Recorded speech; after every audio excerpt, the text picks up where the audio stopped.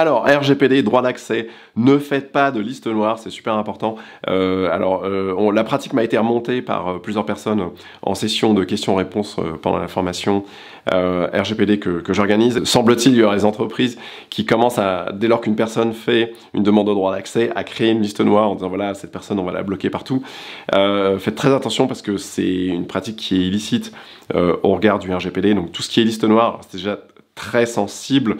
Alors c'est pas qu'en soi ce soit pas impossible à faire, on peut mettre en place des listes qui vont bloquer certaines personnes de l'accès à certains traitements, mais c'est déjà très compliqué à faire et il y a beaucoup de risques d'un point de vue juridique parce que la CNIL est très sensible à ça. Tout ce qui revient à priver une personne de ses droits suite à un traitement donné à caractère personnel, c'est quand même quelque chose de très sensible pour tout un tas de raisons, notamment historiques. Donc voilà, et la CNIL est très sensible, hein. Il y a un certain nombre de thèmes sur lesquels la CNIL est très sensible et intervient de manière très vive. La vidéosurveillance en fait partie, les listes noires c'est également un gros point voilà, sur lequel il faut faire attention.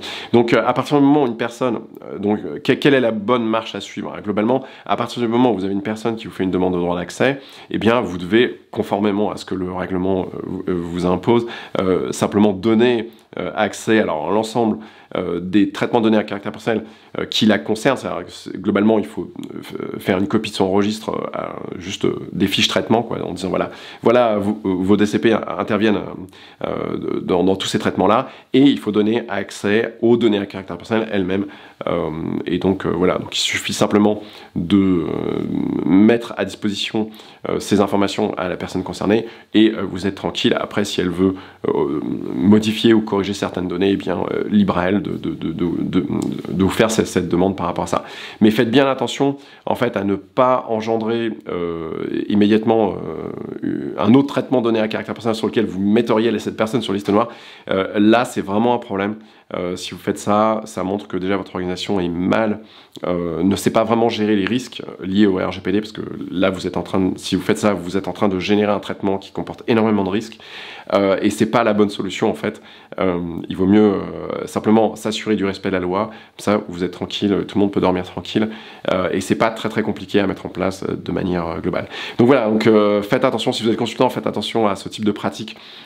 Si vous détectez ça, il faut assez rapidement sensibiliser les entreprises sur les risques, parce que ça fait partie des choses sur lesquelles, voilà, à un moment donné ou à un autre, quelqu'un va remonter ça à la CNIL, et donc ça peut être à ce moment-là vraiment très sensible. Donc voilà, ça vous évitera un problème. Donc voilà pour cette petite, ce petit warning. Donc si l'application du RGPD n'est pas claire pour vous, n'hésitez pas à jeter un petit œil sur les formations que j'organise. J'organise des formations 2 jours à Paris, régulièrement, sur la protection des données à caractère personnel et la mise en conformité au RGPD. Et puis c'est des formations de 2 jours dans lesquelles on voit vraiment tous les process qui permettent de s'assurer qu'une organisation soit conforme, et voilà, de sorte que voilà, tout le monde puisse dormir tranquille. Voilà, les process sont en place, on est tranquille, vous pouvez vous concentrer sur vos métiers, sur ce qui est important pour vous. Donc voilà, donc si vous n'êtes pas déjà abonné à la chaîne, profitez-en pour vous abonner, et j'espère vous retrouver à bientôt. Ciao ciao.